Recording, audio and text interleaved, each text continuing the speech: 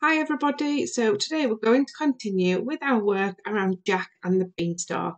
Yesterday we started to look at Jack's character and think about that he was a good character and the type of person, his appearance and character he was, and we popped that into some sentences, didn't we? We had some lovely ideas. So today we're going to think of another character from the story.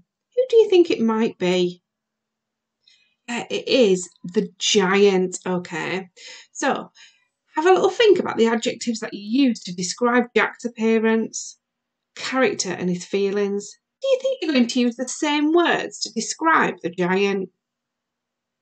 No, the giant was a very different character, wasn't it? Okay, so let's have a look at these sentences and see if you can improve them. So the first one says, the giant was a huge man. How do you think we could improve that sentence? Could we change a word or add some words in there? We could say the giant was an enormous man, couldn't we? Okay. The giant was a scary man. So, and I'm sure you've come up with some other ideas. Have a look at the other sentences to see if you can change those. So he wore enormous boots. He had a hairy chin. The giant looked scary. He had a loud voice. The giant was nasty and evil. Have a look, see if you can change those ideas. Right, now what I want you to do is I want you to write your own description of the giant using some of these to help you, or using the work that you did at the beginning of the week around writing some good sentences about the giant. Remember, I want lots of adjectives around his appearance, so what he looks like, his character, so what does he sort of do, what type of character is he good or bad, and his feelings, how is the giant feeling. Write them into some sentences, and then when you've done that, press play again, and then I will show you some of the ones that I've done. Off you go.